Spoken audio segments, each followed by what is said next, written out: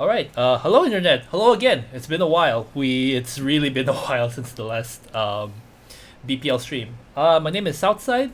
You can call me by my real name Denzel, or you can call me South. And this is gonna be just some sort of like fireside chat with like some of my co-hosts from before, from the previous 2021 streams. I'm sorry about the layout. It looks too simplistic, but you know what? I promise by the time this starts, we'll get something sorted out. All right, so I'm joined today for this fireside. I guess there's no fire here, but yeah, it's kind of like a fireside chat between with like my co-hosts about the start of the BPL season 2. Top left, top left. That's not the top left. Okay, top left here will be Rob, my friend Rob. Top here will be Dean, my friend Dean, and to the top right there, that'll be my friend Evan. You can call him Har. Okay. All right. So yeah, guys, just quick intro. Start with you, Bob. Start with you, Rob. Bob. Hi. Call me whatever you want. But yeah, my name's Rob. You can call me Rob or Bob. That's fine too. It's been quite a long time since I last appeared on this channel. That was the final. Yeah, that was the final. It was Ina against round one. That was great.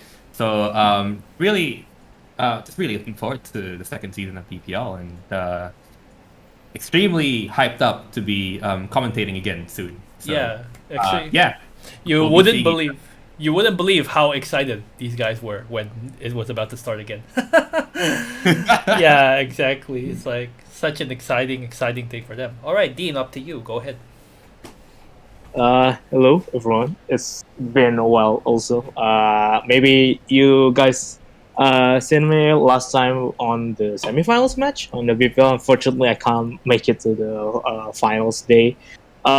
Same as Rob, I'm also looking forward for this season BPL, since this season will be absolutely packed with more games to be competing and more teams to be joined. And I will really like to analyze every aspect on the upcoming seasons in the next 2 months. So yeah, looking forward for it. Yeah, thanks, Dean. Yeah, it's been a while since we've seen him in streams during the semifinals even. But yeah, time has certainly passed. We have certainly learned a lot of things about the new season, and yeah, we're gonna have to make some announcements about too. Okay, Evan, Har, let's go. Thanks for having me again on this video. So name's Evan. Nicknames can be Evan or Har by my popular nickname by other friends, or even Vintage by my in-game name. Surely it's been a while since the last time I wear this shirt. Yeah. So it gets me excited when BPL returns. Although the same might not be said about the members lineups. So maybe they will. No. This is so tragic. We haven't even started, and this is already. Yeah, the audience is doesn't just- understand. This is that. just a cold open, and we already started with a tragic lineup. It's a very, very, very tragic start to this stream Once, already.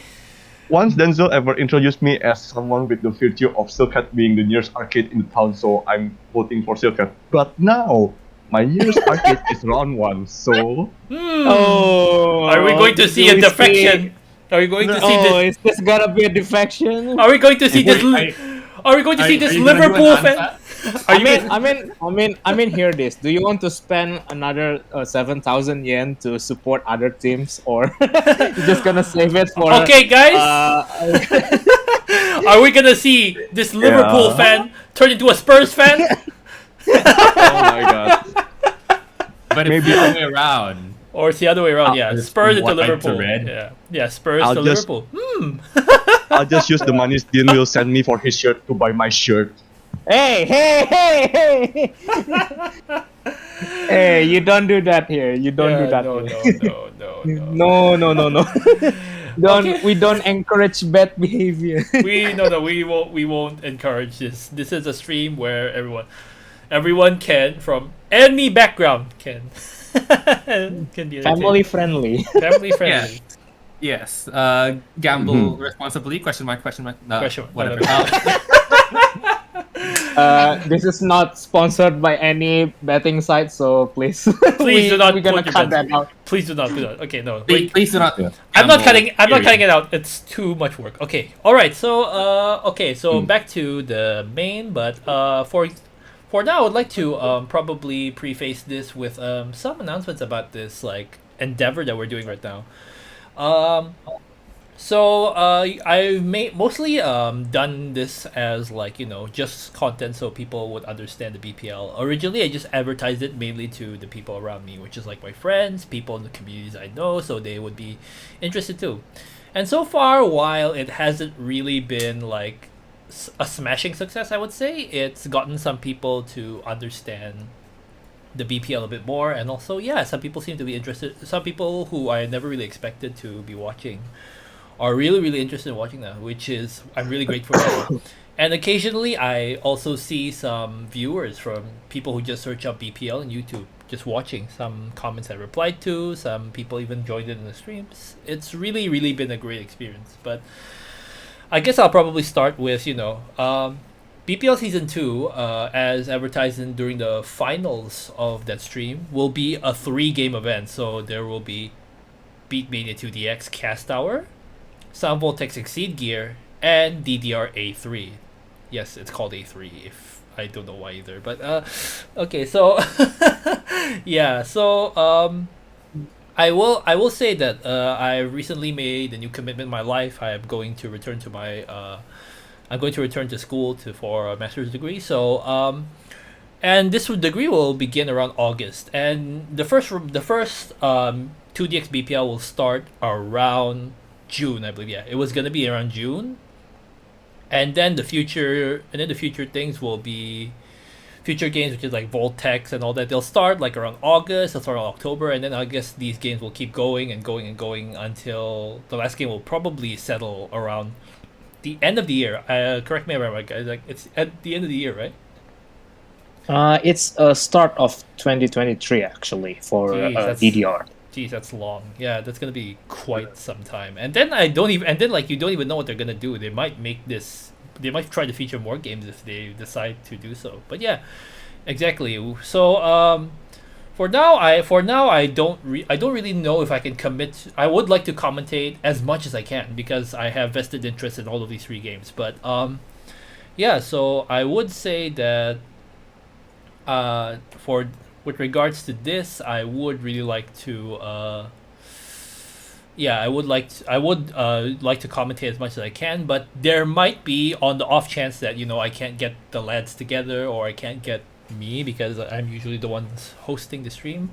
Maybe I'll figure something out, but for now I won't really be guaranteeing that I'll be doing coverage for every single week of this BPL Season 2. It might be too much work, and it might be too much time also, especially with these new commitments and such. So yeah, I guess I'd like to just get that out of the way first, and we can probably start with the proper discussion of like BPL Season 2. So so to start off, last week was not even last week. It was like last week's around Friday, which was like 3 days ago.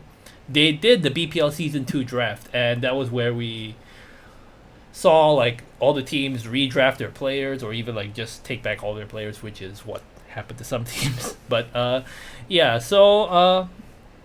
redrafted all of the teams, and I think the biggest shocker that came before the draft was Dolce, the ace of Team Apina Frames from last season. The ace of the eventual winners from last season. He eventually decided to leave, just completely leave. So it was due to his own personal reasons. He did cite the case that was ongoing with the commentator from the BPL, Toshiya 1048, to be one of the bigger reasons to be why he's abstaining. He'd like to basically sort his affairs in order, and that's the reason that led to him just withdrawing and such. So yeah. How did you guys pretty much feel when like this kind of thing happened? It's like really really unprecedented. When I saw the news, it was I thought he was gonna like talk about something like some bigger commitment he wants to make for the team or something, but yeah, he just gone. So what do you guys think about that? I think I'm gonna start first since I was one of the viewers who watched the announcement live weeks ago. Mm-hmm. It's really a draft shocker because every rhythm game community on especially on 2DX already predicts that Dolce will remain committed to a bin of frames for at least these seasons. But yeah, unfortunately, hearing the case is haven't been resolved yet, and yeah, he just really decided to like having some casual road for the time being. Yeah, I guess it's pretty understandable for him to step down because it's gonna be real awkward, isn't it? Like, let's say if Toshia is re-elected as the game commentator for this season, and then Dolce still have a case to fight against him in the meantime. It's gonna be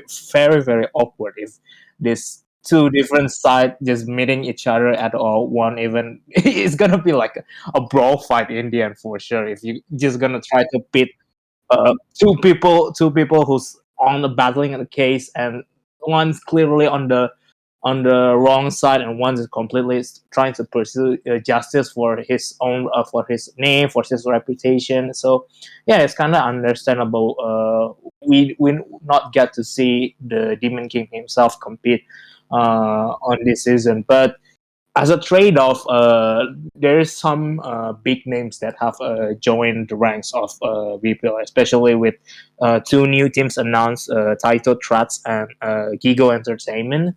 And names like Rio and Tatsu shows up, and they apparently ended up on the same team. So it's gonna be really interesting to see another powerhouse team trying their best to really encapsulate some progress to this season, and maybe even getting the accolades as the champion of the second season. But we must not forget also the other five teams, Game Panic and such. There, some two of the teams are retaining their full roster, while other teams trying their best to do a reshuffling, adding new players, or even adding players from other teams from the previous season. We've seen teams like Silk Hat and say round one, I think, if I'm not mistaken. I think They've they changed are a bit. They've Silk changed Hat. it a bit. Silk Hat is okay. I think Silk Hat is has the most drastic change. They changed three of their players, Yeah. and one of them are One of them is coming by. from the round one team. Is Ansa, if I'm not mistaken, That's and correct. they Ansa. retain. That's correct. Yeah, and then they're retaining Serio, which is a really good It's thing a wise. It's a because wise choice, especially since it's a wise choice because he's easy to Serio solve. himself is already hard carrying the team on the first and second stage, and but yeah, unfortunately, things are seemingly not in their favor on the qualification stage. So I really hope the massive refund of this roster could really revive the Silk Hat 5, especially they have a good cheer song. So yeah, at least make it to the top four Hopefully, like hopefully. with this revamp. But Hey, another Dean. thing that Dean, yeah. your bias is showing. Oh, sorry. Your bias is showing. Your bias is showing. Oh shit. Okay, All right, all right. So yeah, alright. that's the thing though. It's the thing though. Yeah, you mentioned earlier that yeah, the case with Toshiya and Dolce is definitely a very big reason why he's probably like reconsidering his own like thing. But yeah, you got. Would you guys say? Would you guys? I've also I guess like, it's a this is a this is a person. This is more of a thing that's not really addressed, obviously, because of it being more of a seedy internet underbelly thing. It's like why people don't talk about like drama and such. But it does seem like Dolce being a player of his popularity does seem to have a lot of like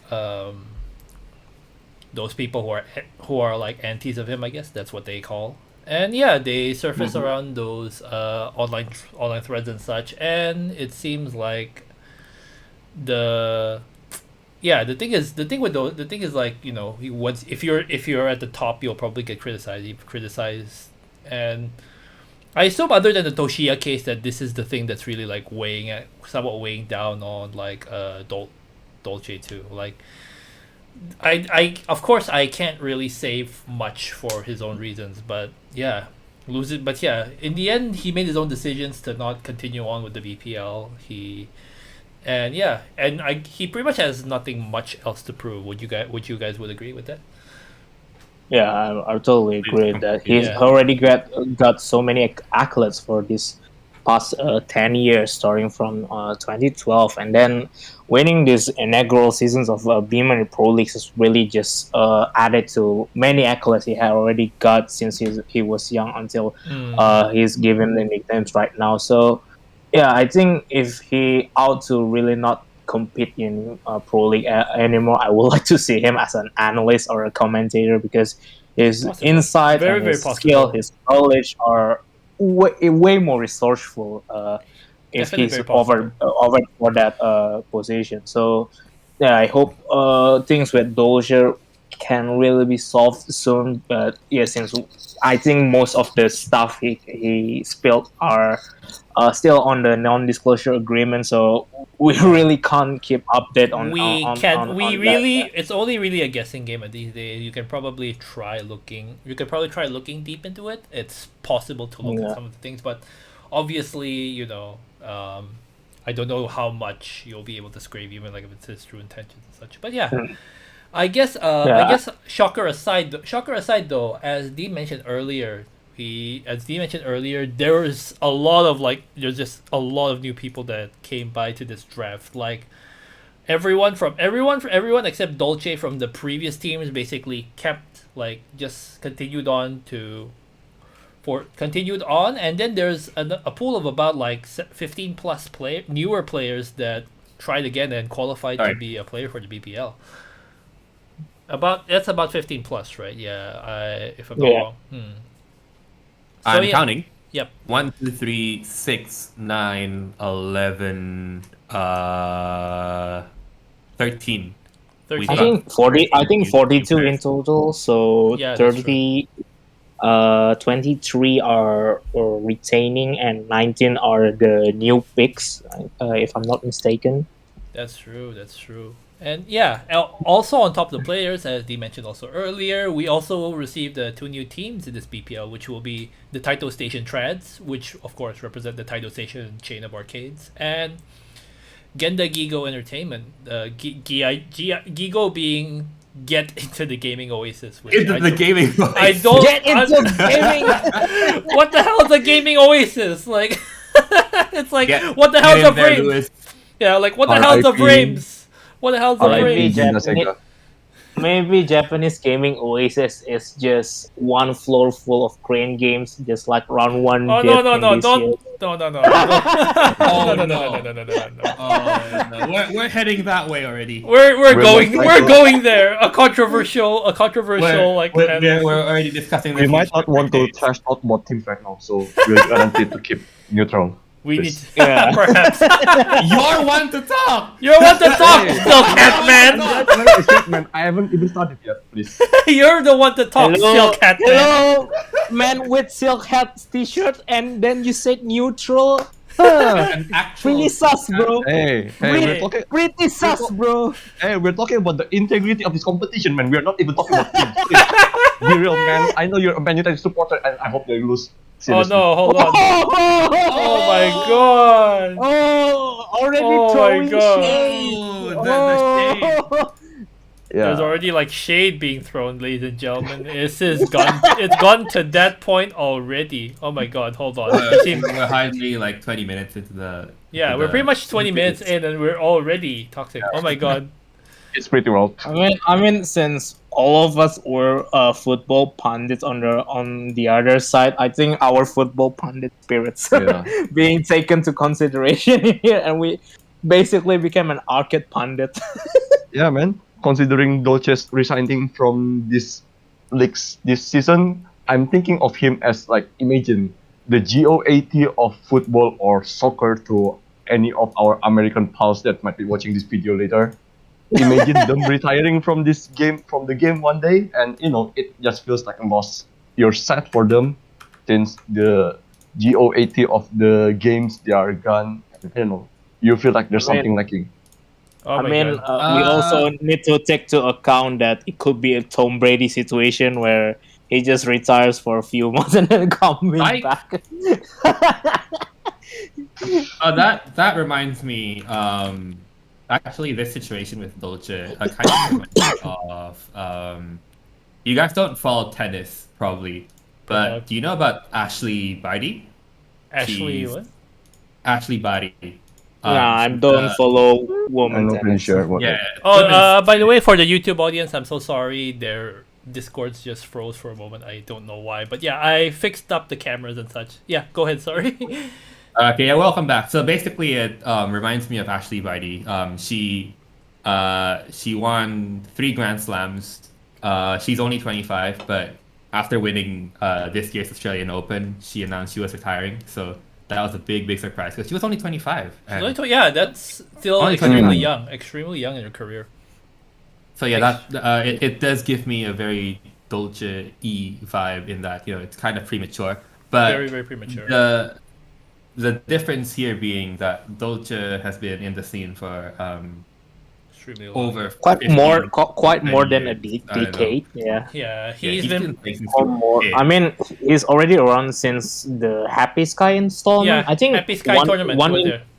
I think Mm. I think Already one posting interview videos like also said that he's already started playing when the third style has come out, and then he just played on his rooms. and Not such. only in his room. I remember I remember the interview or something that where he had to visit his grandma a lot, and the shopping center had a 2DX machine or a original Beatmania machine. Can't remember which, but yeah. Yeah. Like, Yeah, Yeah. he just played. Yeah, He just for plays. the viewers out there who has like a son who wants to become a prodigy, yeah, do bring your son to the X machine. Maybe they can do come, bring your kids. Just bring your 2DX kids. prodigy. Just bring your kids there. That's the solution. Just bring the kids there. But yeah, we did get a bit sidetracked from our own original topic. Oh my god. Hold on. I think there's like some stuck thing again. So, I should- it's okay, man. No pressure. Yep. It's No not pressure, live. no We can pressure. just cut and pretend it's stuck there. Perhaps, yeah. I really don't want to Perhaps. edit this though. That's a problem. Oh my god. Surely you must expect with the lineup of us in this chat, there are gonna be lots of sidetracks. Yeah, perhaps.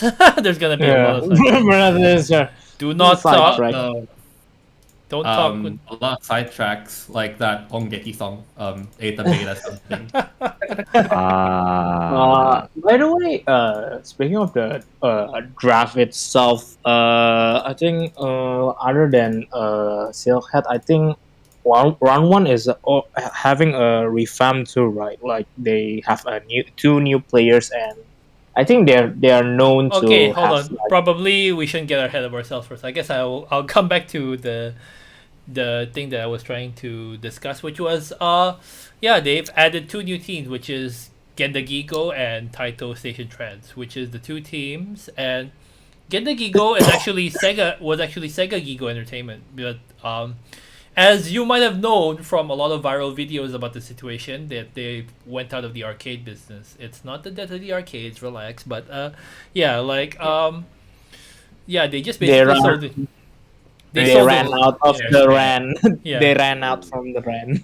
Perhaps, but yeah, they basically just sold it off to Genda Entertainment, and yeah, that's why they're known as the Genda Gigo team right now. So yeah, aside from that, I'd like to say,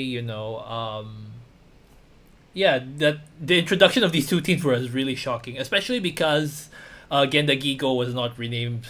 It was not called Genda Gigo when it was announced. It was called Sega Gigo, and people were like, "Oh my god, Sega and Konami in like one game! Holy crap!" Sorry to interrupt, but it's Genda Sega when they are announced. Yeah, Genda Sega, Yeah, but Genda. yeah, the Sega was enough to send people to like, "Oh, what? Worlds collide! I even saw the I honestly doesn't see it as a complete surprise because yeah, that's true. with a prestigious competition like this, more arcades. I mean, Japan is known to have many arcade companies, right? So it came to no surprise that across cross game owned arcade are interested to join this kind of elite hike competition because there's nothing compares to other rhythm gaming esport competition with a caliber this high. So yeah, it's a nice welcome addition for this season of Bemani Pro League, and I think I don't know if there's any other arcades that haven't joined Bemani Pro League, but A lot if of the them are just reception of the it, a lot of them are just the but brick if and mortar arcades, I would say. Yeah. I see, I see. But yeah, if the reception for this season is better than the last season, I think it will be no surprise that more teams, maybe one or two more teams joining, will makes the format even bigger and more exciting. Yeah, we could maybe have more than 3 or 4 months, maybe even a half of a year or worth of a competition out there. That's true. It's gonna be half a year, like you said earlier, that the DDR section's gonna even reach until 2023, and we're only in April. It's gonna start in June. It's gonna be an entire half year on this thing, this entire season. But yeah, I guess I we could. don't Yeah, sorry. honestly speaking. Yeah, I don't really get the people who are like, oh my god, it's Sega and Yeah, yeah. they're going into Konami games. I really don't get it. The words. Yeah. Go um, ahead. Yeah, sorry. Go ahead. One, it's because have you never heard of Tunism? And two, you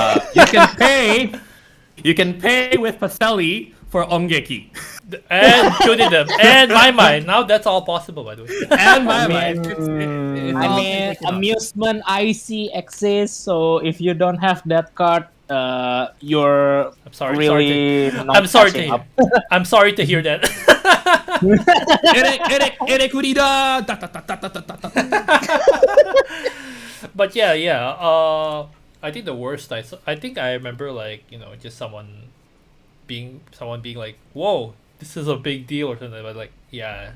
In the end, Hmm. I don't think it's too surprising and such. So, but yeah, I guess we can probably round up with that. These two teams are here, and during the draft stream, we got to see like those. We got not only got to see the new theme songs that they prepared for season two by the same artists, no less, like the artists like the previous artists like Black Lolita, Yuta Imai, Camellia, and all that who contributed themes for them.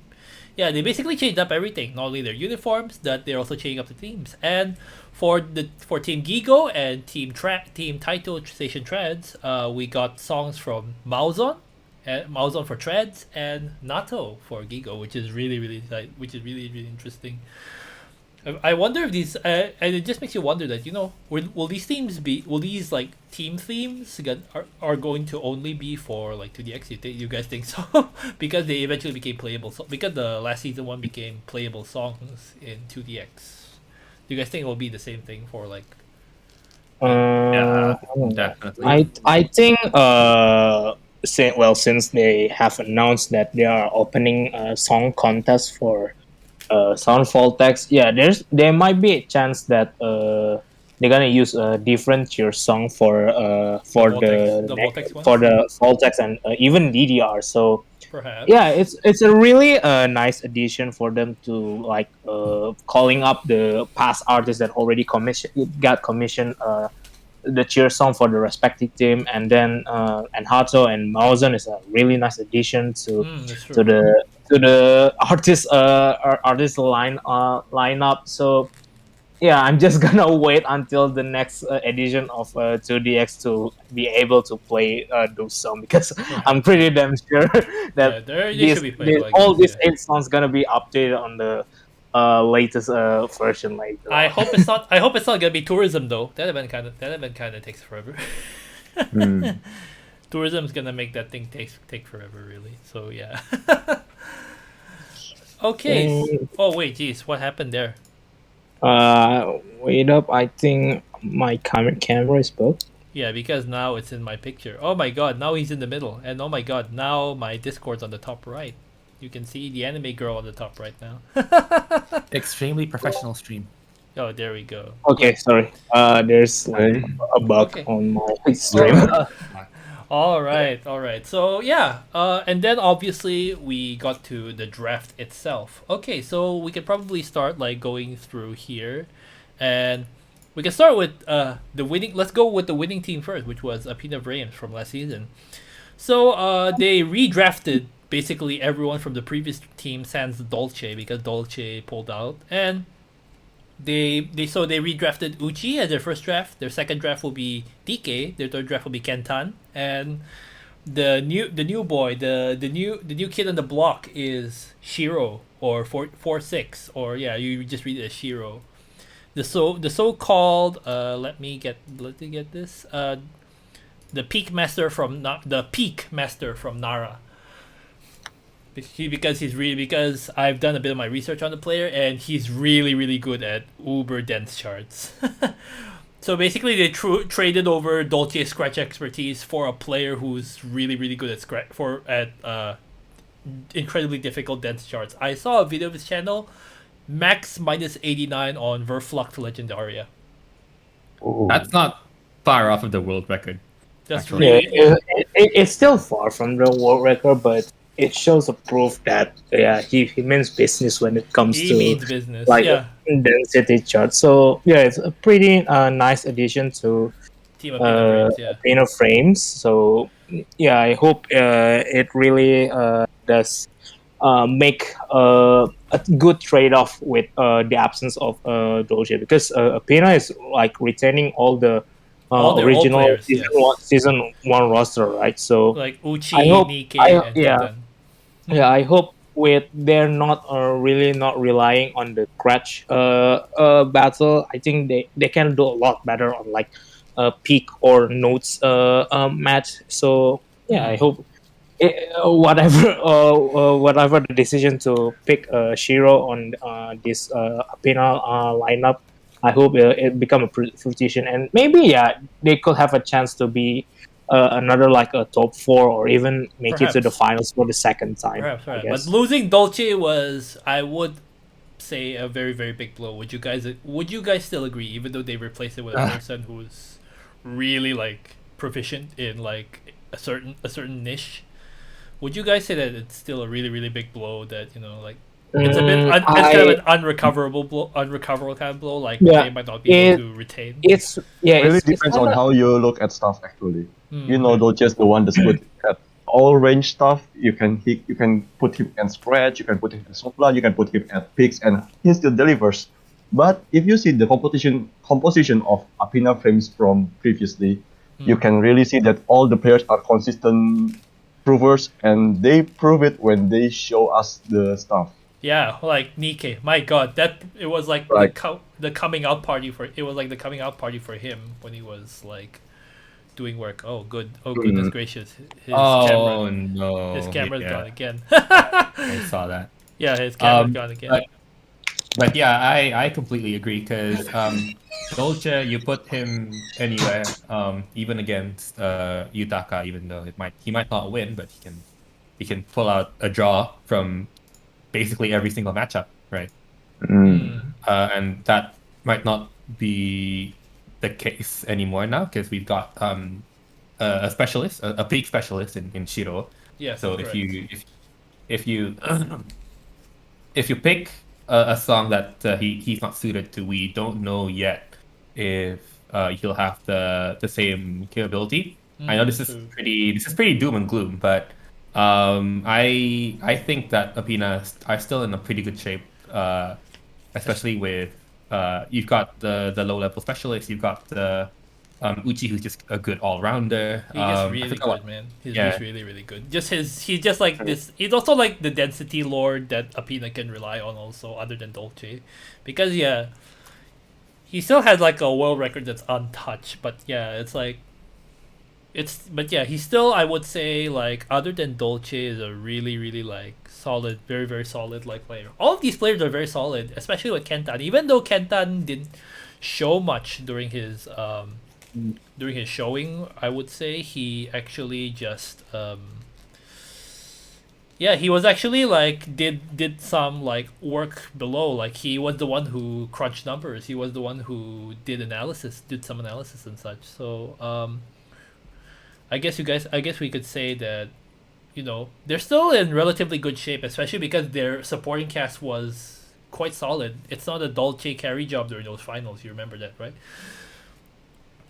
In fact, I think DK. It was a shocker Yeah. to see round one get defeated so comprehensively, I think. Yeah, comprehensively from top to bottom. Even Yutaka looked vulnerable for for like a couple of rounds because he actually like dropped a song to Uchi, which was Burger Twins. Like he just I don't know, I think the mental game just got to him and he missed it and he just gave away those points to Uchi during their matchup. Yeah, just to remind you, that was 20 points to 6 Apina's victory over round one. So Yeah, it was 20 points. It was not even close, I would say. Like by the time Uchi finished his match with Kure, his second match Kure, it was confirmed pretty much that it was an Apina victory. So yeah. Even though they lost Dolce, of course that's a huge blow. Getting a caliber player like that just be gone. I would still say that, they've still got a fighting chance, especially with their proven members like Nikkei, Uchi, and Kentan and such. Hopefully Shiro will be able to show what he gets to do within this tourney. Oh goodness, I accidentally clicked Discord again. My god. Now you guys are stuck again. take it easy. Yep, it's fine. It's fine. It's fine. I got this under control. Go for it, anime man. I'm Mr. Ed. Oh god, I pressed the wrong button. I accidentally went to the thank you screen. Thanks, Mr. Anime. Mr. The Ed, anime man. the anime man. Oh, that's a YouTuber. All right. All right, I guess we're gonna go to the next topic. Dean seems to have been asked to come out on like a certain thing, but yeah, hopefully he'll be back in a bit. We'll just keep on continuing with the discussion with Team Round One, the second place of the tourney. So they only retained 2 players in their draft, which would be which would be their number 1 and number 2, which is Yutaka and Kure. The next 2 other people that they drafted was I6VV, otherwise known as Igawa, and Makoji. They got Igawa. They were fighting with Gigo to secure the services of Igawa, but they won the deciding vote to get Igawa in their team. And honestly, guys, just from a glance, this team looks extremely powerful. They are solid. They are stacked. I hear him now. Oh, Yep, he's back. Back! Someone's coming. He's back. Someone joins the battle. Just Someone- wait for him. All right. Oh, Get the ready for the next family. battle. Really? 聞こえますか？ Yes, we can hear you. Turn on your camera. Turn on the camera. Okay. Now you're on camera. All right. Now we're all right. The gang's all back. We were just talking about. How we're just talking about who round one drafted, their current team composition, and they seem extremely solid. Yeah, Bob, what are you about to say? Oh, I mean, to be perfectly honest with you, I didn't have any time to research about the new No worries. players. Oh, no worries. Yeah, but with just the fact that Yutaka and Kure are just tagging along again, it's Again, yeah. again. Okay. That was already such a deadly combo. You put Kure in second and Yutaka in first, and they'll blast through most teams with relative ease. Relative easy. Like during the first round, especially in the last BPL, the They were first round, dominant. They were dominant. they steamrolled through everybody on They that were first round. dominant with Yeah. full, Yeah. with full like all their things, and yeah, they were extremely dominant. Yeah, and they were the 2 people that were picked the most during the first round. So That's true. That- The overall tournament too. Speaking of Yutaka and Kure, both of them got total of 70 points from 17 games all over first stage. So I guess it's a really no surprise that round one wants to retain them back. Yeah, definitely. Hmm. Kure just needed to work on his mental game a bit, and Yutaka Yutaka actually performed all right. He stumbled because of like the dire situation, especially like probably the first time he's ever been in a situation where he's like in the constant playing mode throughout the entire season and such. So yeah, we don't know if they're prepared for it this time, but yeah, they should be willing to take revenge. Let's talk about the two new people in round one, which is Igawa and Makoji.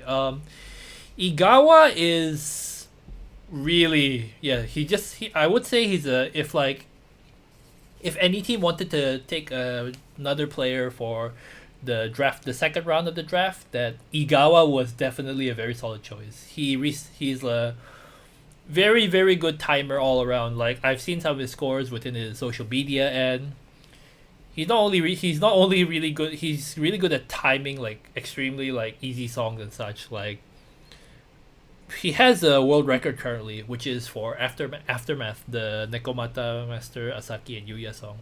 He currently has the world record for that song. And rock songs in 2DX are harder at times just because of all the instrumentation and how they're charged and such. It's really really impressive overall how that was his first time on the rankings. Then he appears for BPL. This is good. This is possibly his chance to be his coming out party, and I think there's no better way to do it than being a part of team round one that could potentially be really dominant.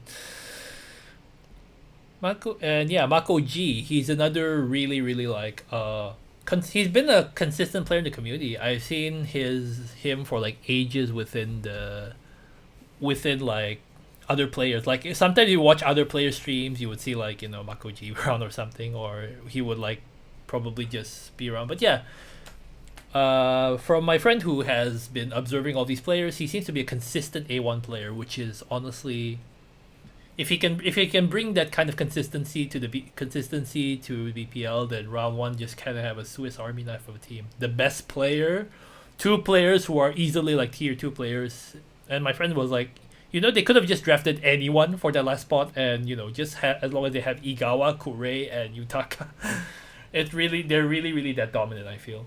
What do you guys feel?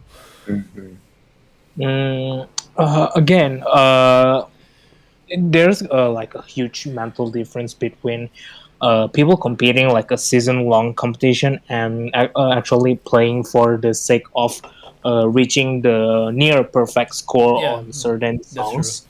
So I think this could be a double-edged sword situation for everyone who has drafted new players.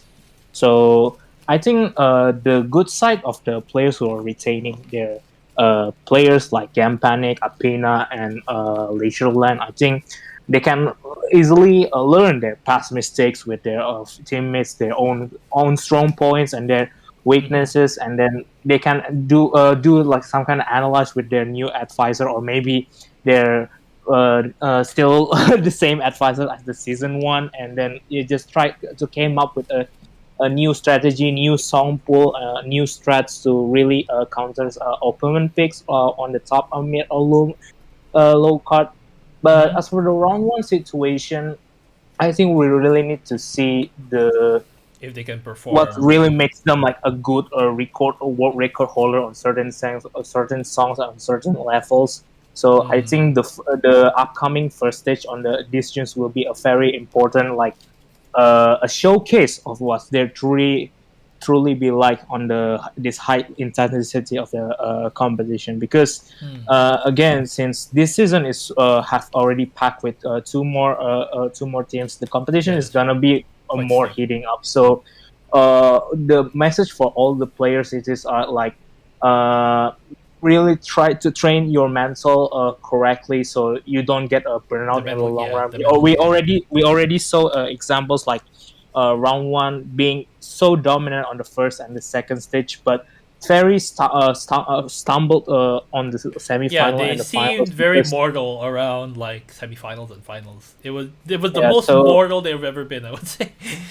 Yeah, so I think having hiring an advisor, hiring a special coach is a really good asset for the like a team's psychological side, or maybe like a strategy side. Like what can they do when they're like losing? What can they do when they're winning. So I think on the competitive side, round one may look dominant if you talk about like players' experience, accolades, and such. But as a really a dominant powerhouse in this season of Bemani Pro League, I can't really say Yeah. I can't really say sure, but so it's like an every man for him unless we see some upsets or we Hmm. see some unlikely dominance from maybe the teams like Leisure Lines. Maybe yeah, it's not impossible, but We really, it's really can't tell what's gonna we happen, really can't tell basically. because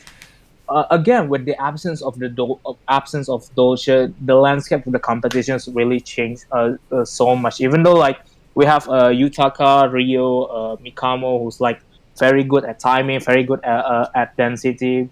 We really can't tell Hmm. how they're gonna perform like in a certain like their weak spot, like maybe scratch, maybe on charge or That's true. soft land, because there's not really players who are the really all rounder like Dolce. So yeah, again, my final verdict that it will be not a very one sided affair, but yeah, Hmm. things could maybe drastically change as we progress. And yeah, I might be wrong at Yeah. some point. So yeah, I hope my prediction for this is just not just a baseless assumption, and maybe the teams I'm criticizing the most can actually put up a big fight, or maybe even put out an upset like to the Hmm. powerhouse.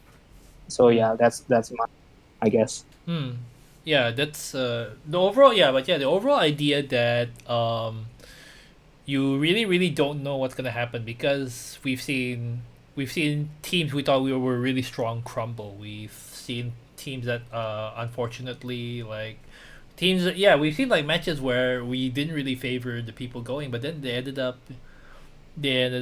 taking up the challenge and just going over. Like we expected Junta from Team Cellcat to be a really really solid performer around those time, but unfortunately he really wasn't able to show off the consistency that he's known for within the BPL. And yeah, unfortunate to say, but he was one of the players who wasn't picked up back last Yeah, season. yeah, I feel bad for the Silk Hat season one roster. They had to cut off Two players, yeah, Junta and Hal yeah, Junta and Hal. because of their poor performance. So back to like our first minute of the conversation, I really hope this massive roster revamps for Silk Hat could actually mean something, given that they still have a Seryu as the powerhouse, and then Ansar from Team Round One. Maybe he can do like a punish pick or like a counter strategy, and two new players who are new to this pro Hmm. scene. Yeah, I really hope they can really make a turnover for this season, and maybe actually can do a top four or even a finals if they.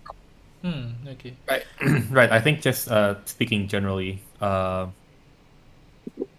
Hmm. like uh, I guess just on a, I mean, I have to harken back to the whole Dolce thing again because like the fact that Dolce was such a scratch specialist, that was a really huge asset for Apina. That's right. That's right. Um, and I think that the two kinds of notes, sorry, the notes radar, like there are six kind of specialties. Hmm. There are six specialties, and I think the two that stand out the most, or the one that makes the most difference, the one that are least like the others, are Softland and Scratch. That's correct. Yeah. These are the two that if you cannot do, you cannot do. Whereas Really, everything else, it's like learnable. I would P say and Notes it's and learnable. Charge, they kind of like each other. So so if you're not the best at them, you can kind of still approximate them because they're kind of like other skill sets. Whereas Scratch and Softland, yeah, nah. You can't. Uh, It's very very hard to teach yeah. or even learn Mm. those kinds of things. That's why for this tournament, if they're still going by the six different designations of the chart types, which is soft land, scratch, and all that, those two I feel like will be very very important categories and such. Even though all these players should be ready for them, these are very very like important things. That's why Koribe or Koribe Kariba from the previous season for Supernova Tohoku was considered a very very strong performer because these are his two niches. He had like insane soft launch strategies. He was just very good at scratching. He was he was picked third. Sorry. He was picked third. Yeah, sorry. But I would say that he is was possibly the second most important member for Team Supernova Tohoku last season. Yeah, what you were saying? Yeah, Denzel, I think this is the perfect opportunity for us to transition into one of the new teams. That's Hiko. actually. Oh yeah, that's true. Oh, that's true. Because Kuribe was Yeah. poached by Gigo on the first That draft. is correct. That is correct. Team The for the Pepsodent smile. yeah for team Gigo. Smile. Yeah, for Team Gigo, I would they needed to draft an entirely new team, and for their first pick, they actually took Korive from Team Supernova Tohoku Season 1 as their first draft pick. So he will be considered sort of the team de facto captain and ace for this team.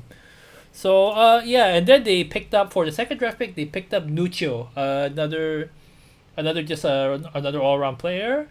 For the third draft pick, they picked CyberX, who is a very scary low-level timer. He had like 10 songs at max +0, which is nothing to sniff at.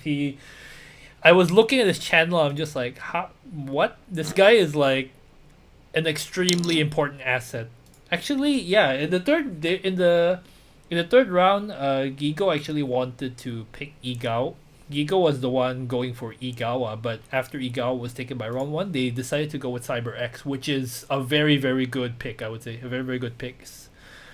Which was surprising to me because nobody else picked CyberX. He seemed like a very, very important piece to a team for being a low-level specialist. But I guess other teams wanted to retain a lot of players.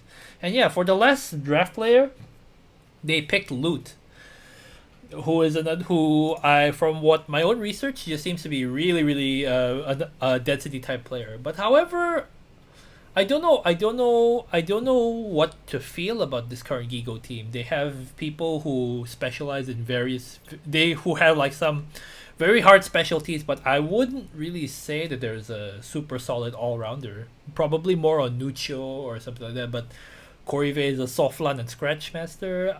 CyberX is a timing master. Just you give him a low-level song, he can definitely deliver. And Loot just seems to be another density-focused player.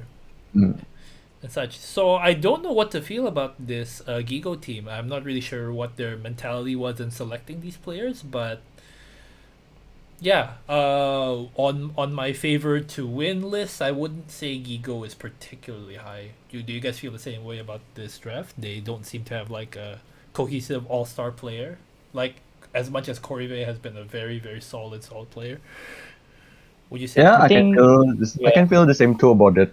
So, but first of all, I feel good for Lot. He's the one that also appears on season 1 of the BPL draft, and he didn't get picked. So good for him to get picked in this season. Yeah, especially like season 1, there was like a lot of players who didn't make it, and yeah, they tried again season 2, and it seemed like they actually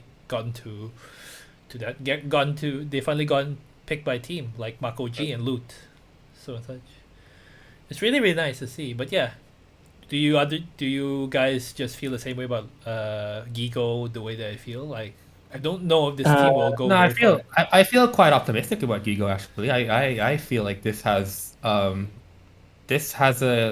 mini Apina kind of vibe because they've got they have all the bases that they can covered. You've got so put CyberX first song, put Korive in second song if it's that time when he it's if it's like a scratch pick or a soft land pick, that's right. It really reminds me of that time when he beat Dolce. He beat Dolce. That's round. Correct. He beat Dolce. Yeah. So just like the way that they can cover bases, I feel like this is quite a good team actually. Overall, it was a good team, but I just don't know it has the it factor to make it all the way to the end.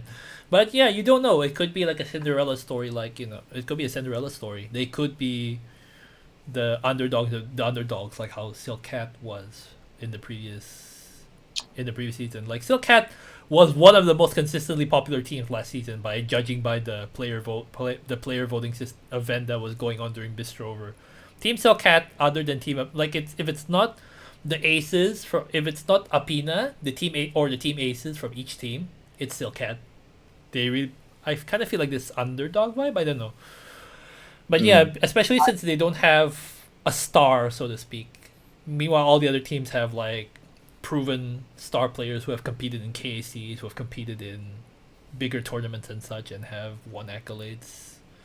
But yeah, One of the reasons that Silkat was really popular, I think, the members had, they were just oozing personality. I think Seiryu was just like he was kind of like the fall guy, and he would always take yeah, he would always take the third song against like so many of these big names and winning. he was on the Was dominant. round. He was winning, yeah. He was dominant. And then like actually. everyone else, they trying to copy that feat, and then coming ever so closely, but not really getting there. Like it just make you feel for them, and like the way that they reacted, especially Junta. I think Junta I really felt sorry for. Yeah, I really felt sorry for him too.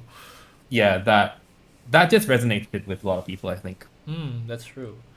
I have this kind of little feeling with Hiko, especially with them. Especially like I said, they don't really have a star, but maybe the new members like Nuccio and Loot could also show off some very solid consistency. But yeah, I would say that that's what I would feel about Hiko and the others for now. Well, actually, yeah, I did mention about how the other teams are made up of aces who have shown a lot of achievement, shown up to KAC, shown up to other tournaments and such. Okay, and I would like to transition that to the other new kid in the block, Tidal Station Trends, especially with because of their first draft. Their first draft was Rio. This man is a machine from Toyama. He is consistently appeared on KACs. There's this Beatmania 2DX tournament done on Japanese TV on Fuji TV called Isupo, and this had players like Yutaka and Willow and the others, and Rio. This guy, he just won. He won. He's extremely strong, and he's appeared in KC, right? KC he's like a constant like Final Four or like qualifying player on KC. This guy he's a very, very solid ace, and him saying that he wanted to join BPL was a big deal, especially since he had a recently scary showing when Apina did their like tour, when the Apina BPL team did their tour around Apina arcades around Japan. When they did their stop at Toyama, they had a challenge where every member of the team fought Rio. Rio won that match 20-0. He defeated every single one of the Apina team on their song and on his song. This guy is ridiculous, and I feel like when he really, really gets going there, he would only lose to a player like Yutaka. I would say he's like that dominant once he's in the zone. And yeah, it's like other than oh my goodness, I clicked Discord by accident again. God dang it. Thanks, Anime Man. Thanks, anyway. Thanks, mister. Back to you, Denzel. All right. I hate it. Okay, Jesus. Man, now you're stuck. Why does Discord do that? I just click on Discord, man. Speaking of Rio, I can't really help but getting excited for this man. Seriously. Yeah, man. I remembered him in one of the qualifying rounds for KSC to DX back in Rotage. I think that's the 8 KC. That's correct. He is being pitted in the group stage of players like Licht, Mitsuba, and Yutaka in one match, right? Oh, solved it. Yeah. Okay. And he got 6 points and ended up being the group winner of that qualifying round. Although he fell short at the final qualifying round, but exactly the fact that he can steal points from Yutaka back then, like it proved so many points, man. Like he could be a star player. He could be something bigger later. Maybe he could be someone that becomes a breakout star out of this BPL. Could be. Like I said. The group of death. the group of death, or like North Macedonia beating Italy. Oh. Oh, wow. yeah. Another soccer reference right here in this fun. But yeah, like wow, Rio was like that sought after. Tohoku, Gigo, and Trads wanted him during the first round during the first draft. It was a really interesting thing to see, and Trads ended up getting Rio. Rio just like and like I said, once he's in the zone, he's only inferior to Yutaka in my opinion. He could fight with the rest of them, and he's a very solid get for Team Title Trads. Yeah, on his day, he could beat anyone. On his peak, yeah, exactly. And then okay, so we can go to the next after this. So the second drafted player for Trads will be Popo Jite. He's definitely one of the older players in this draft, but he's just known as this super solid like timing player. Like if you like recently 2DX Cast Hour has this new feature on the website where you can see the top scores for each chart, right? Like you can see the current world record for the chart. If you look at most songs, the normal and the hyper, it's Popojite. He had the server records on all the normals and almost all the normals and almost all the hypers. That's not really something you see every day. This guy just times and times.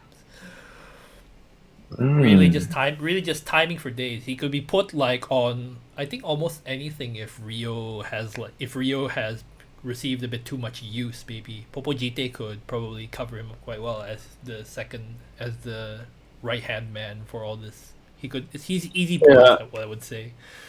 Yeah, I think having an old players are really important.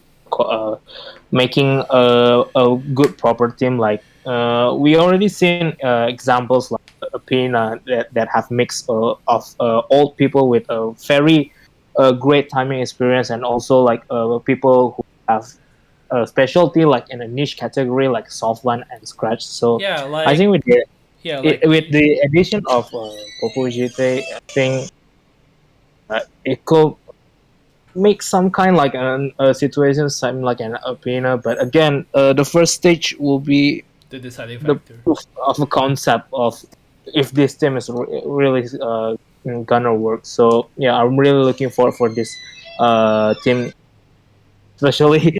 We're gonna discussing two more players after this. Yeah, especially like Popojite could very easily take up the sort of like the Nikkei and Kentan role, the Nikkei or Kentan role within Apina, but just do it for Treads and such, which is an interesting kind of dynamic if you think about it, where there's like a star player and this veteran who does like numbers and who does like just like their timing niche very well. And yeah, let's go on to the last two players. Very exciting. So with the third pick of the draft, Taido Treads picked up Tatsu, the 10-time Poppin KAC champion, undefeated, the king of the mountain. When is he getting banned? The undisputed. The undisputed king of Poppin. But you would think he would be a very high pick because he's really good at Poppin, but I would say of the Poppin players, the Poppin like known players who joined this draft, who are really good at 2DX like Peace and Dinosaur, Tatsu would easily be like the weakest at. He's a consistent A1, but he's definitely the weakest overall 2DX player out of these like three people. Yeah, I would agree. I mean, Poppin, the way you play Poppin and the way you play 2DX is totally different. So you can't really say that all these Poppin players have their exact same style copy to the 2DX counterparts respectively. So yeah, this is a really big test for Tatsu to really go out for comfort zone and try to be competing on this high intensity competition for 2DX. So I would not say the weakest because it's gonna be like but I would say it like more unfavorable for him. That's true. Like he doesn't wouldn't step be fair. up Yeah, like that wouldn't be fair. Yeah, that wouldn't be fair actually. But yeah, like Rob said earlier, that Soflan and Scratch are probably like the two things in 2DX that you can't really just learn or teach or just something like that. Like if you're good at it, you're really good at it. I would say that Tatsu is that kind of player. He's that kind of guy who can contribute on like songs that he likes and really gimmicky like Soflan or scratchy songs, which makes it actually if you think about it, makes him a more valuable member than you think he is, as opposed to like more rounded players who don't really have this specialty. Like Tatsu could potentially be easy points for the team when he uses them in like gimmicky songs and such. Would you guys agree? Yeah, personally, I think that compared to the other Poppin players in the draft, so Peace and Dinosaur, I think Tatsu is the one that plays 2DX most like he plays Poppin. So he freestyles a lot and his hand move all over the place. And I think that gives him a distinct advantage in playing stuff that you would otherwise ran. Stuff like V, Denim, stuff that are very awkward to press non-ran. And if you ran it, it's gacha. You might get lucky, you might not. And so if you have you can rely on luck, which is not you can try and count on luck to play non-ran and hope that the other person gets a really shitty ran, like a 6-7. Yeah, 6-7. And gain a lot of points that way. So I think Tatsu will be good he'll be valuable in that kind of way. So yeah, it covers lots of bases for trads as well. Lots of bases for timing, Tatsu gimmick, and Rio just put him in third song all the way. All the way. Density, anything. But I would like to argue that putting like Rio always on the top card could be risky. Remember, like Silkhead with they're putting Serio all the time, and then it backfires completely on the second stage. I think Trats may did the same mistake if they're not learning from Silkhead. But yeah, I hope they don't repeat their mistake and actually put more players strategically so they can have like a bigger chance on winning the second stage, where it will be more the most important stage where you can qualify to the semi-finals surely like that. That's true. Very true. They're gonna have to be very, very careful with their player placement, especially if they really trust their team and such. And we're gonna go to the fourth player of Team Taito Dreads. I'm really, really sorry to. I'm sorry. I'm so sorry. But yes, with the fourth pick, Taito Dreads picked Nori from Team Silkhead, and Silkhead actually tried to retain Nori. But of course, if they pick the same player, it all went to the luck of the draw. And unfortunately, someone's coping right now. He's coping right now. Oh my god! Yeah, yeah. Bye bye, Nori. Yeah, because the reason why he's really torn up about it is because he went to the Silkhead fan meet and the member that he met was actually Nori, and he's not really going to be able to see Nori anymore unless he really switches allegiances. Yeah. Maybe I'm gonna buy 2 shirts. Perhaps. Perhaps. How far is the closest title to your place? How far is the closest title? I mean, you did say that you have a Taito arcade near your place, right? So you man. We can save that discussion for later, man. Maybe add some bloopers at the end of the video or what. But yeah, we just keep. He's pondering. Will we see defection at the end of the video? Stay tuned. We'll see. We'll see later. Just like a popular Indonesian show says, back to the laptop. But yeah. We'll be right back.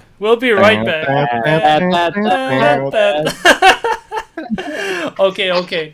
So let's rein ourselves back in. And yeah, Nori, as much as I would say that he's a good player, but not would say top caliber, but at the same time, it's his intangibles which is where the real value comes for him picking him to a draft. That's why Silkhead wanted to retain him, actually.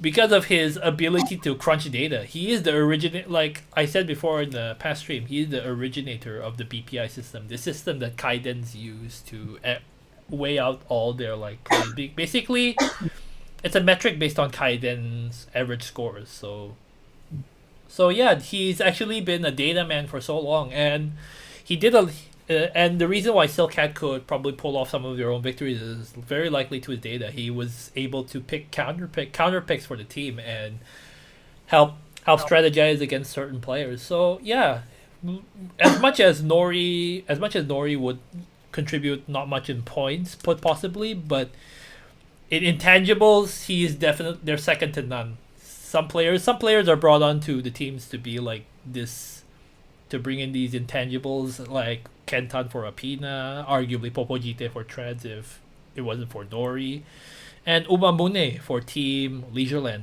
They're all like data people who could definitely carry their weight with picking counter picks and such, and strategy and such. So really unfortunate to see Nori go from Team Silcat because he was such an iconic member too of Team Silcat. Like the group of underdogs. He was part of the group of underdogs in season 1, and he really was a very, very important part of the team. Did a lot of indirect marketing too because of his ability to speak English. He was the one who explained BPL to a lot of the worldwide audience through his tweets and such. So yeah. Do you guys think that Treads has a really strong chance to win? I personally want to. I would say like a top 4 is likely, but final will be kind of unrealistic at the moment because, again, I will argue all of these teams are not really that dominant with each other, but having a player like Nori who can devise a strategy, who knows what songs that is best for this ABC players and such is a very good asset for Threads, and it's lucky for them they are winning the lottery of the pick. So I really hope that they maximize the usage of Nori inside and outside of the competition. So what this Threads lineup is kind of look like the next power horse, but we got really gonna see how they're gonna do on this season competition because again this season long competition could easily burn out their mental fortitude, so they really need to keep up with the pace in order for them to really survive the first stage and the second stage or whatever formats they're gonna do on the second stage. That's true. Yeah, so do the other guys feel the same way about Treads' chances? They're really ambitious. I can't really comment on what will be their odds in this season, but best of luck, I guess. Definitely. Oh, they're showing promise, man. They're showing promise. They definitely drafted very, very, to win. This is a team that they're going to win. I mean, to be fair, Threads lineup are mostly based on luck because I think like two of the players were drafted by the lottery, so yes, it's lucky for them to have that. Yeah, Rio and Nori were taken by like lottery. They were lucky, man. They're just really lucky. Yeah, but 2 of their players are in lotteries and somehow they win it. They are not getting cucked by anyone. Inside job? Question mark. Inside job. Inside job. But who was phone? Maybe the odds are in their favor. Perhaps we could think, but yeah. On the side note, though, have you guys seen how they've been doing their team? Like how much advertising they've been doing? Yeah, even though I haven't followed any official Bemani Pro League account, somehow Traps always shows up on my Twitter feeds, and they're doing their promotion like way more pace than other teams. Ladies and even gentlemen, way more interaction than Silkhead, because last season undoubtedly Silkhead do the most interaction for they did the the most. first Yes. season, but Trats here is just like dropping bombs, dealing with sponsors like New Yeah. Balance and such, Yeah. hiring So let special me. coach. So yeah, So let it's me break this really down to you guys. Let me break this down to you guys right now. So they not only did they like make like a lot of social media campaigns during the draft, they got a bar closest to a major title station so people can watch the draft. Number two, they gotten a special esports coach for the team, so the players can carry. So it's just so they can teach the players how to act in front of media, how to act in front of like their esports. This was long before the draft, by the way, like legit. Then they hired like a data cruncher, and they also hired like kind of like an influencer or influencer model type of person to promote it and to do like pin-up shots and such. And hold on, what was that? And this is true. They got New Balance, Rakulis, and Audio Technica to sponsor this team. We're gonna see them like it drip down in the arcade with Audio Technica headphones and New Balance shoes. I swear to God. Mm. my comments only sheesh. Yep, that's the only thing you can say about that. They really, really are like banking a lot on this BPL team, and it's interesting because some barely did any advertising, and some are going like the full hog, like Trads right now. And imagine one day they're going to the competition and there'll be like a New Balance New patch Balance on title the Trads. Oh my god. Oh, They'll be I like, mean, they yeah, they'll be the I mean- Liverpool. they'll be the Liverpool they'll be the Liverpool. or the PSG Hey. or the PSG of the tournament. Hey, Liverpool What? are now Liverpool Nikes, by the wears way. New Balance? Yes, There's Nike Oh. now. they're Nike Oh, now. Nike. oh. All right, they used to be Okay. New Balance, right? Yeah, right. yeah, they used to be New Balance. So. Right. Yeah, Yeah. this is So I guess we could call them the Paris Saint Germain of the tournament. Oil Yeah. money. money, Money, talks, oil money money. talks. All But right.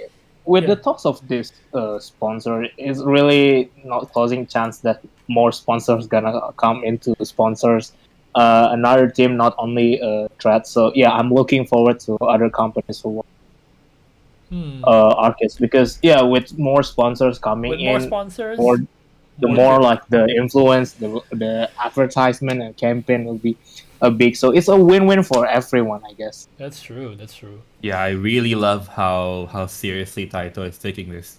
Really serious. I can't wait personally to get a pair of New Balance shoes, black and red.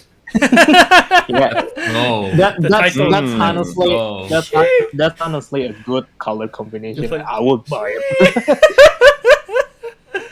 Oh, yeah, Oh, but man. then they'll just think you're a Persona 5 fan. Oh my god. Oh yeah, that's no! True. That's Oh true. no! That's true. Oh That's true. my god. Can't even say that that's wrong. Don't man. bring Hey. that. Don't They bring make the that. location based on the game. They made a location. They made the location based on the game. They made shoes based on the game. Okay. Okay, I'll stop. All right. All right. Let's transition to the next team. We still got four more teams to go, but I guess I'll combine two into one later on because they pretty much did the same thing. But yeah, we're gonna go to the next team, which is Team Silkhead. Silkhead. Silkhead. Okay. Okay. So they've actually also really revamped their squad, I would say. They especially because they were on average not only the underdogs, but they performed overall the least. They were carried a lot by Seiryu, as you mentioned before. So yeah, so we could probably start with like their first draft. Obviously they retained Seiryu. And the first draft is, let me introduce him. Yes. Oh. Oh, there you Hey. go. Oh bro, it's the Seiryu. It's Sasagani Silkhead Ultra. The Silkhead Yeah. Ultra fan. Silkhead That's right. Ultras. Silkhead Ultras. But yeah, they retained Seiryu, which is honestly a given with how much he contributed to the team. Like he's the main reason why Silcat didn't get shellacked in the first round of the BPL. He continuously performed. He continuously did a lot of like heroics to save the team from falling bottom place, and it would be a crime if he wasn't retained. But they basically change up the rest of their teams. The second drafted player for their team is Exit or Exit. So is who is known to be this DP master player. Like he's one of the few people who has like some of the top achievements in DP, and he's no slouch on SP. He's a very good like timer and scratcher to my knowledge and such. And then on the third, we have Ansa. He is the answer from Team Round 1. Yep, he is the answer from Team Round 1. He was. Are you trying to make a pun? No, that's his profile. That's his profile. That he is the answer. Oh, okay. I thought it was just a clever pun that No, no. It's he said that. He said that. It wasn't me.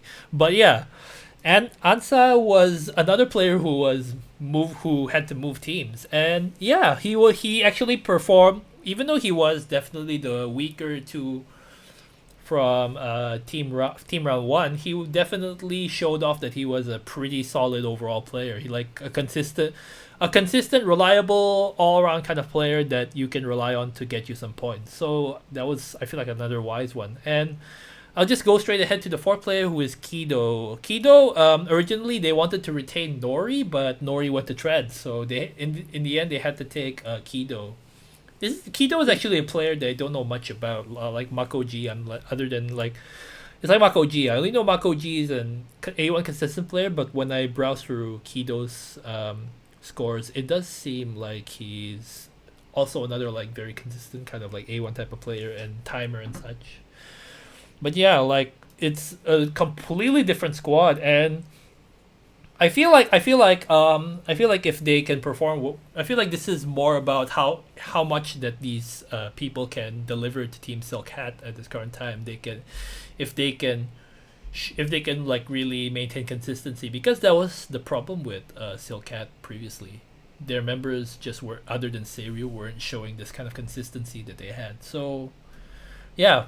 With like steady players like Exit and Ansa, we could possibly see Silcat like possibly attaining more draws, attaining more wins, basic overall in the match. Do you guys feel the same way about Silcat's chances compared to last time? I think you could give it to Har first, since he's the oldest here. He's the ultra. Yep. Go ahead, sir. I will not identify myself as an ultra, but I'll just give an honest assessment of what I'm thinking. Okay. Yeah, go ahead. So I guess I think we can be completely sure that the first season of the Cat roster is really underwhelming. Yeah, it's really unfortunately underwhelming. So I mean, like, there's no offense to the likes of Junta, Nori, and Hal. I mean, they're good guys, looking good too. So yes, but really, Junta for a player that is drafted in the second round, he only get 2 points out of available 9 games that he played. Like, damn. I mean, sorry for him, but he didn't really perform the way that people might hope him to do. It's unfortunate. So, with this kind of regeneration happening in Silcat, so there might be some kind of hidden potential yet to be unearthed by Team Silcat, and maybe with Ansas on the team, he might be the answer to the winner. Yeah. And speaking of Ansas, since we pick him since Silcat picked him from 1-on-1, I don't know. I can't stop thinking that Norris going to Trudge might be the karma for Ansas being taken.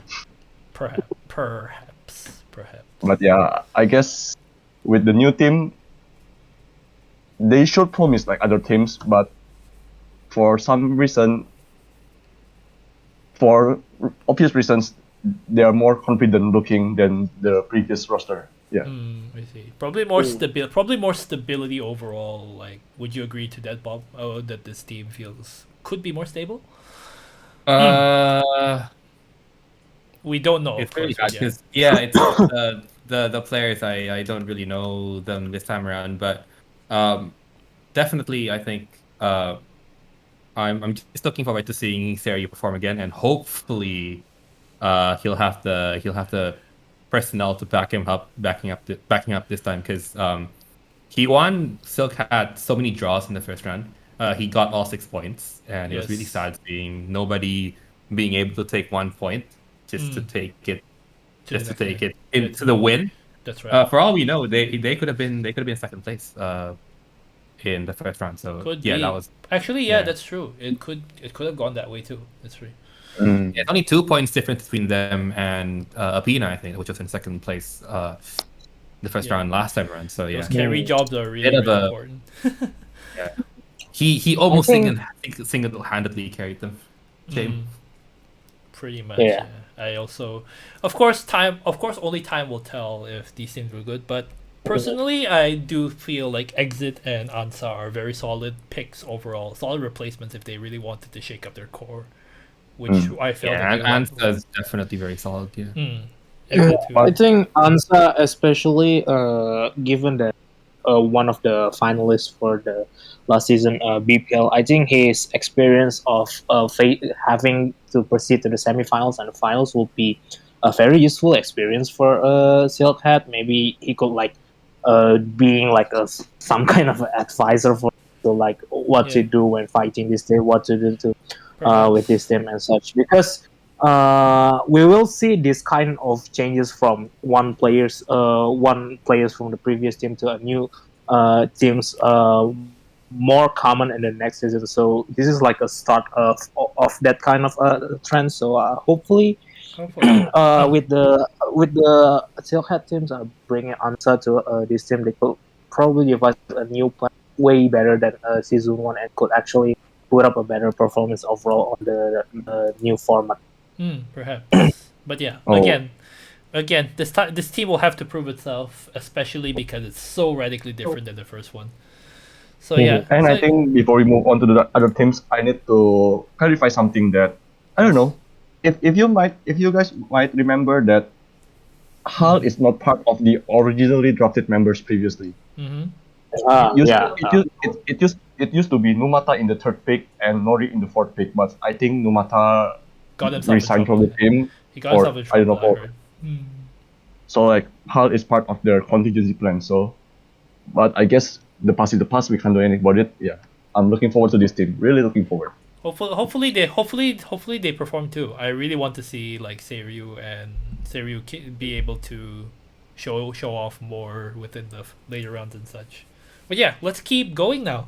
We have our final team that completely changed before we can discuss about the two other teams which didn't do any changes, which is Supernova Tohoku. They actually did a very, very interesting thing where I feel like they knew that, the other teams will not pick their ace in the first season, Willow, out of respect, like maybe like could be respecting, like, okay, we know that he's your ace, so we won't have any plans to pick him. So you know what they did? They used their first draft pick to pick Velvet, otherwise known as Vilex. The runner-up of the 5th KAC where Dolce won, I believe. Yes. Oh, By a landslide. By a landslide because of Beachside Bunny, but Beachside Bunny are in LTR, so but that's kind of a foregone conclusion when you fight Dolce. Yeah. Like I said, it's like fighting a bear with one hand tied behind your back. It's just not fair. So so they actually picked up Velvet, we'll just call him Velvet. He's known more as Vilex, but of course he's just Velvet. But yeah, very, very interesting plan because they knew that the other teams will not pick Willow out of respect for him being the ace of Supernova during season 1, because second draft pick they took back Willow. So they secured a prestigious player and their ace, which is really, really what I would say a very, very important reinvestment back. Your ace, especially because Willow is still super top caliber player who can play like very fast songs and very dense songs too. Yeah, And that then- was a recent move Sorry? for Tohoku, because when we watch it together on draft day, we were shocked that Will hasn't picked first, That's true. and and it immediately brought us to the conclusion that, oh my god, the other team could snatch Willow easily with this kind of But agility. no one took Willow. Yeah, luckily no one is smart enough to like take Willow as their first pick, which is like, yeah, I guess wise choice. Probably out of respect Smart of him being enough ace. or nice enough? Nice enough, probably. They're probably just nice enough. Like, they probably didn't think that Tohoku would do that. Tohoku's strategy team seems to be more out of the box. That's how they secured a place in the semifinals. They basically sent the B team constantly in round 1, and during round 2, that's where they started sending Willow to make the big wins, and that's how they got to the semifinals. These like big brain plays, and yeah, I guess this is another kind of like big brain strategizing that they're doing. So, really smart to get Velvet and Willow in the same team. It seems like those two are very very strong already. And yeah, we transition into their third draft pick, 8S or Hachishaku. Another player like CyberX, known to be very good with timing low levels and such. He even had like he currently had the world records for some level 11 songs, like I think Maxive Chord or Ma 14 chord. Max 4 or something. Or Ma 14 chord, I don't know. But yeah, he currently had the world record. Yeah, it's not a good chart. It's not a good chart anywhere. But yeah, he was acquired, and he seems to be potentially kind of like a low-level specialist of the likes of like Popo Jite and also CyberX for Gigo. So yeah, I feel like that's an interesting pick. And for the last pick that they did, they retained their third. I believe it was their fourth draft pick too, which was Fripp.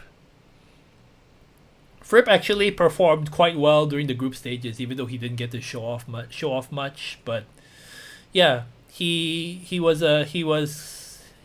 part of that match where he beat like Junta, where he beat Junta despite being a fourth drafted pick, I believe. And yeah, he overall showed himself to be a player who can deliver when it counts. And yeah, I just feel like this Tohoku team is also really, really strong. Their Velvet Gambit was really, really smart, and they also acquired the services of Hachishaku, who is a very, very solid low-level player. I feel like their chances to make the semifinals again with their big brain plays are also quite high. Would you guys believe so too? I think the fact that they did that in the first season means that everyone else is going to be like, oh, we could do that too, and maybe some people, I think everything will balance out on that end. But just on the fundamentals, I think this is a stronger team than they had last time around. So, they definitely did. They actually let go of one of their old players, which is Kyo, who unfortunately was kind of the weak link throughout the first season. He was the one who took the most losses, I believe, for the team. Meanwhile, Willow and Korive were showing off it was their coming out party, and Fripp, when he was asked to do it, he did it, and he did it when it counted. And Keel was unfortunately the player that they dropped. So, fundamentals looking good. Fundamentals are looking very, very good. Hachishaku and Velvet are super, super strong ads, and if they play off the big brain gambits, maybe they come up with a new strategy or something, they could probably secure a semifinal spot again. We don't know, of course, but yeah, I'm also quite optimistic about this team. They've done very, very smart moves. And Nori is supposed to be the data man, but yeah, Nori's supposed to be the data man, but he's not the strategy man. But he's not the big brain guy. Yeah, he's not the strategy man, I would say. So yeah, a very, very interesting thing for Tohoku. I would definitely support, like, if they could pull off another semifinal run, if it's possible, of course. Very, very interesting. Yeah, overall very, very interesting. And I guess we're running to about 1.5 hours actually. So yeah, let's cap it off by talking about the last two teams. We're talking about them in the same time because they've basically done the same thing. They've retained every single one of their players. Game Panic has retained their squad of Mikamo, Peace, Koshigaya, and Masa. And Leisureland has retained their squad of Ipin, Dinosaur, G, and Umamune. Very, very interesting decision. I was actually thinking like Leisureland would actually do a redraft because they figured like because they didn't really perform that well, and Game Panic, while they had the personnel to possibly even go to the semifinals from what we saw last time, they weren't able to piece it back together, unfortunately. Do you think it's a do you think that they're relative do you think that this is smart of them to just keep the boys together and just like this, or like they're gonna try this squad again before possibly like in the future season 3 or something? I think Game Panic would do just fine because their loss is just like neck and neck with the third position location. But for the Leisureland team, I'm really not sure. I think it's either the Leisureland owners is kind of not sure to take a gamble for a new players or just seemingly comfortable with the current team, so that's why they Mm. retain all the members. Mm. But I don't see any kind of like a dominance in this. But if they can manage to pull out an upset in the first stage or the second stage, I would not be surprised since Leisureland did put up a fight on the second stage after. Yeah, there is that. Yeah, I definitely. guess you could say that they're taking it at a leisurely pace. Get out, get out. Get out. Like, Cool. all right, goodbye. But yeah, but yeah, I was told by my friends who was like, yeah, I have another friend who was looking at these like all these players. He was following a lot of these players for like quite a long time, and he says that G has gotten really, really a lot better. He's possibly like, even if this current G would be like a tier 2 draft player in this current draft if no one was able to, if like he was just completely free or something like that. And you of course saw the heroics of Peace. I think Peace actually did more than Mikamo to keep Game Panic afloat. He really like he really like played it out where it really counted and such somehow, because Mikamo had days where he dropped some games, but yeah, unless it's like the first round where he's like a timing god or something like that. But yeah, a super strong Piece and a super strong G could possibly like change the tides too, especially like Ipin from Leisureland also probably learned a lot from his own mistakes during the past draft, where he was considered pretty much the weakest first draft player. But those losses could possibly be like a kind of a sobering reminder of like the stake season. And yeah, do you think Leisureland or Game Panic will like the rest of you? Do you think Leisureland and Game Panic will probably put up a stronger fight this time, especially with like their players with a season's worth of experience and improvement to themselves and such? I would put them mid-table, I think. You Yeah. The some of the teams that we've seen so far, like how much they've redrafted their picks. That's true. I don't think this is looking as optimistic for them. Not as optimistic, but I guess but I guess the sense of unity is there, where they wanted to retain their boys, even though the chances aren't increasing that much. But yeah, I guess it's more. Yeah, sorry. Go ahead. Unity is a good thing, but can Unity win games though? That's true. That's very true. That's really. They I got the will agree. experience. They got the experience of a whole season, and I'm sure that their training regime is being pretty Intense. harsh because they need to play a lot of games, learn a lot of cards, and practice lots of patterns. But yeah, But yeah, their like, experience I do might agree be with better. he I guess just, like. go ahead. Oh, okay. Sorry. I No, guess go there's ahead. two things. Okay. Two things I'd like to say about that. First is that you cannot win games with Unity, but you can make games using Unity. And Yes. Oh, and secondly, it's this is like 2DX and rhythm games in general is very different from other team sports in that everyone's. It's like it's like the Davis Cup, or it's like the Uber Cup in badminton. If you I think you're more familiar with that. It's essentially an individual game, and so unless like apart from the strategy, like picks and counter picks, I don't think like I'm really sorry for Game Panic and Leisureland, even though I'm wearing Game Panic colors right now. I'm just really sorry, but I don't think this is the way to go. If you see your team underperforming, I think you just have to replace it. Yeah. Unfortunately, I think this is unless they really believe in this core group of people to be arcade ambassadors and just an overall like esports team. This might be their last chance. This might be their last chance together. If they don't really show up, then I do think it's time for a redraft in the impending season 3 BPL, because I do feel like this is gonna be a constant thing in the future. And yeah, while I did eventually grew to like the personnel of both teams, especially like they also they're also like all quite unique in their own ways and such. Koshigaya upsetting Ipin with Tenku no Yoake is still one of my favorite moments during the first round. It was really like unexpected, him just coming out of nowhere and then just beating this first drafter despite being drafted third.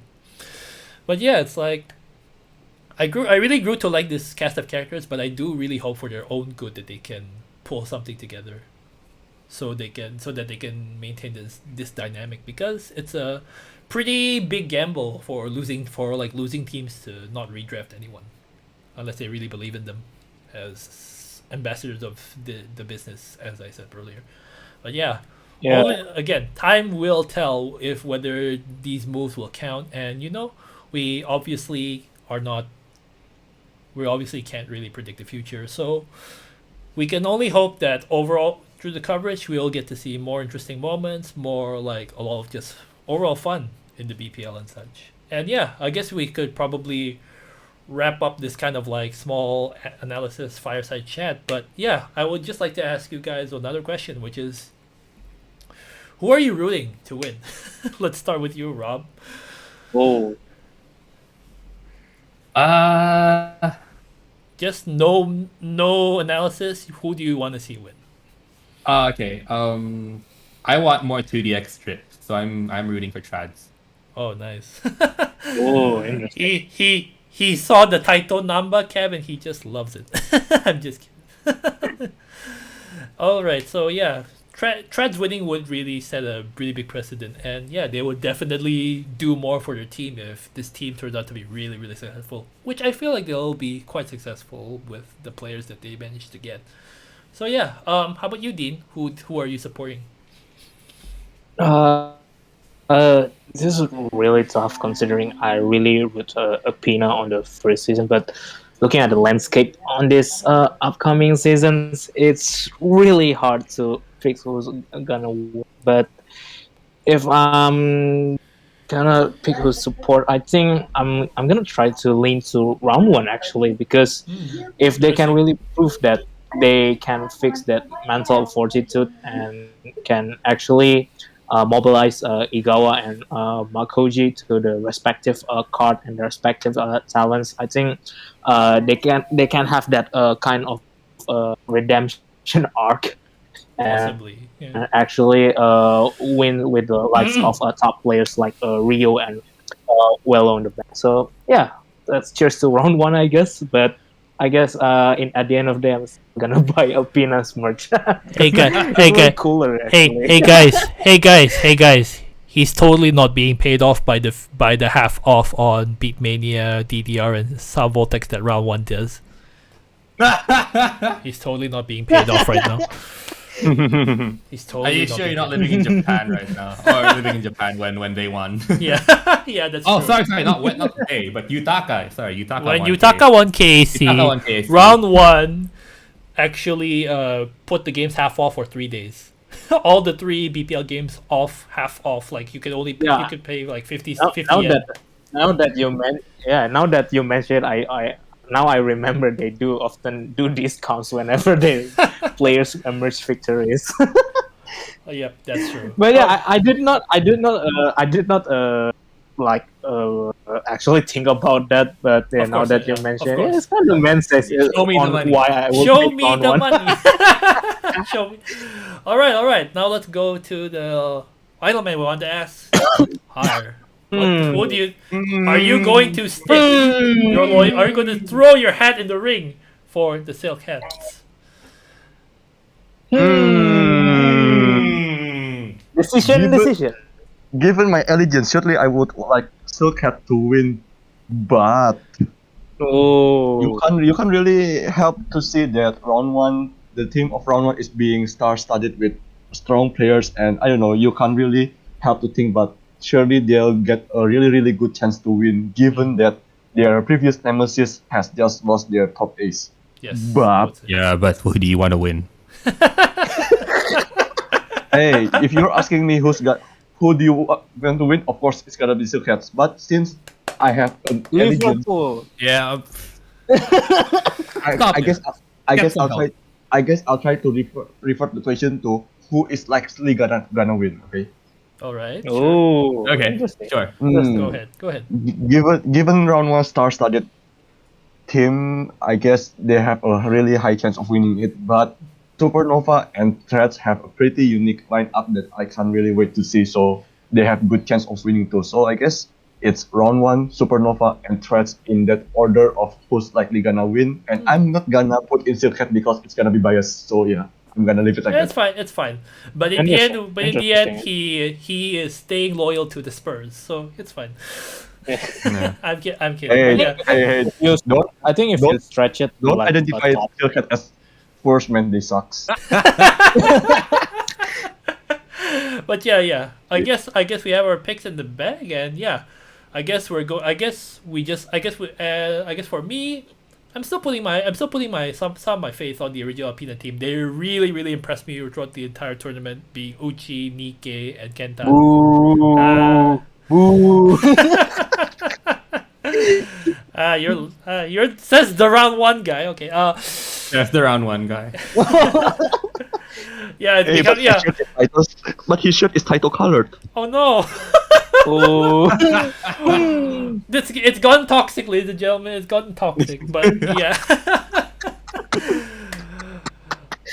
All right then. All right. Oh, But I yeah, love the banter. this is some banter. All right. I think it's gonna get worse as the tournament goes on. But yeah, for now, I guess we can possibly conclude this fireside sort of just friends chat, attempt to chat semi-professionally about the developments of the Bemani Pro League and such. But yeah, again, I guess I probably should conclude this. And yeah, thank you so much for people who have come down to watch all of this.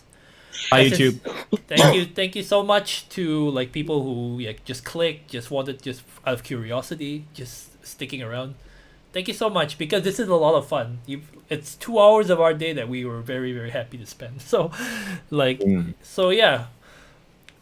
Yeah, thank you so much to all the viewers who are watching, and I guess I'll just thank all of my hosts right here. Thank you, Bob. Thank you, Dean. Thank you, Har. Thank you so much for participating in like this impromptu kind of just for fun fireside chat / stream updates and such. I'll do my best to cover all the streams, but yeah, thank you so much to you three. Thank you. Thank you. No problem. Yeah, thank you, Jerome.